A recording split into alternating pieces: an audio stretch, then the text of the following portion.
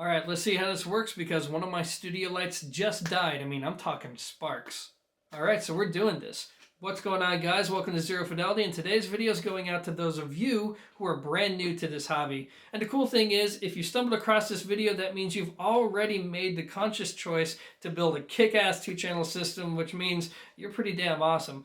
Now, the whole point of this video is surrounded by the notion, or I should say this age-old advice to listen before you buy, which is really good advice, except almost nobody can practice it because almost nobody has a quality dealer, let alone a number of quality dealers near them. In fact, most of us just have to go online, we do a bunch of research, and then we buy something blind and hope that it works out. Well, inevitably in this process, a lot of us end up registering at forums and we start to ask questions like, hey, what should I get?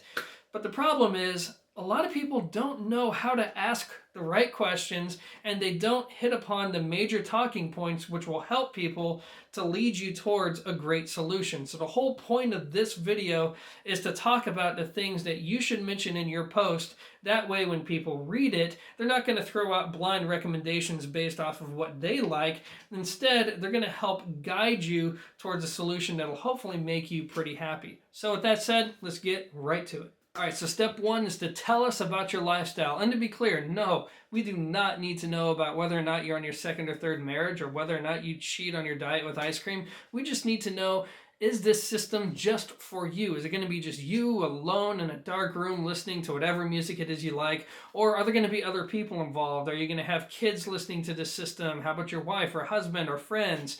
If that's the case, let us know. But tell us about your lifestyle just a little bit and whether or not this system's for one person or many. All right, so now that everyone has an idea as to who's going to be listening to the system, it's time to talk about the room that it's going to be in. I mean, is it a big room? Is it a small room? Does it open up to other rooms? Do you have tall ceilings? Do you have normal size ceilings? And how much play do you have in terms of speaker placement? Do the speakers need to be up against the wall? Can you move them out from the space? Can the space be outfitted with room treatment? All these little things will definitely help to guide you in the right direction. So yeah, be sure to mention that. So next up is aesthetics, and as the joke goes, audiophiles tend to listen with their eyes first, and there's nothing wrong with that. People like pretty things. I like pretty things. Anyways, so be sure to tell us what kind of aesthetic you're going for, and if you don't really give a shit about that and you're more of a function over form kind of person, then be sure to mention that as well, but just let everyone know what kind of aesthetic you're hoping to achieve. Next up is volume level. This is pretty self-explanatory. Tell people what kind of volume you want out of your system. I mean, do you listen really loud, or are you a little bitch like me and you listen at soft volumes? Either way, it's okay. Just let people know what kind of volume you expect your system to achieve. All right, so at this point in time, you're starting to put together a pretty kick-ass post. One of the key pieces of information that you still need to put in, though, is the kind of music that you like to listen to. And you know what? Don't be shy. In fact, I know some audiophiles, Lawrence, who like to listen to Taylor Swift. In fact, that's what they go to whenever they audition a system. And yeah, I just called you out, Lawrence. Anyways, guys, don't be afraid to mention it. If you like jazz, and that's mostly what you listen to, mention it. Classical, or maybe you're just one of those rare savants that listen to it all. I myself, man, I'm not ashamed of it. I'll listen to Lady Gaga. I will listen to Taylor Swift just as much as I'll listen to Patricia Barber, Diana Krall, and all these other audiophile pieces. And that's really important because, quite frankly, not all systems can handle all types of music very well. So be sure to mention what it is you listen to. Moving on. All right, now let's talk about the kind of features that you want in this system. Do you listen to vinyl? Do you listen to CDs? Do you stream? Are you going to be hooking up a TV to this system? Do you need HT pass-through? All these different things are going to matter, so be sure to mention what devices you're going to connect to your system.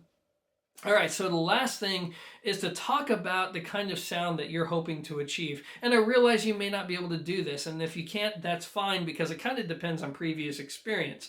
But if you know what you want, feel free to mention it. Like some people know right at the get-go, I want a rock concert in my home. I want to feel like I am there. When somebody hits the kick drum, I want to feel that in my chest. If that's you, mention that. And some people say, hey, no. I don't need all that. I don't need the system to be dramatic.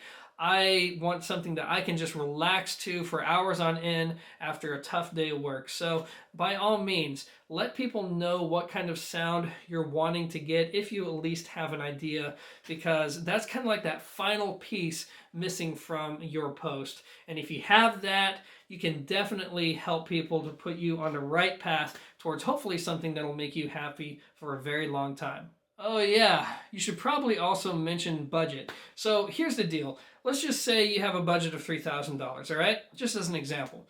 What I want you to do is publicly mention that, hey, I'm hoping to get the entire system for around $3,000. Obviously, that means you should keep an open mind towards the used market. I mean, I had to cut my teeth on the used market. That's how I got most of my experience.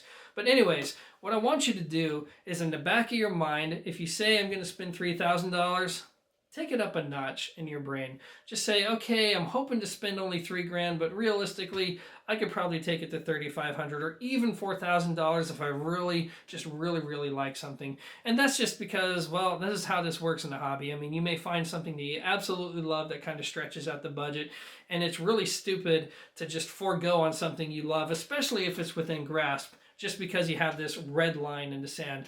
So in public, mention $3,000, but give yourself just a little bit of bandwidth. So that leads me to my final thoughts on this video.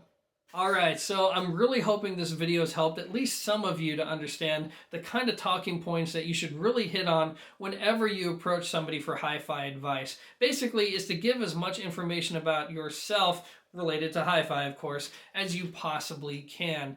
And that's what's going to help you to get advice that's going to be a little bit more focused on your needs. Because honestly, if you ask generic questions like, well, what's the best $3,000 speakers I can get? You're going to get 20 different responses with 20 different suggestions. So avoid that whole tail chasing routine. Just really narrow everything down by telling people exactly what your situation is. And I can guarantee that's going to lead to much smarter investments on your end.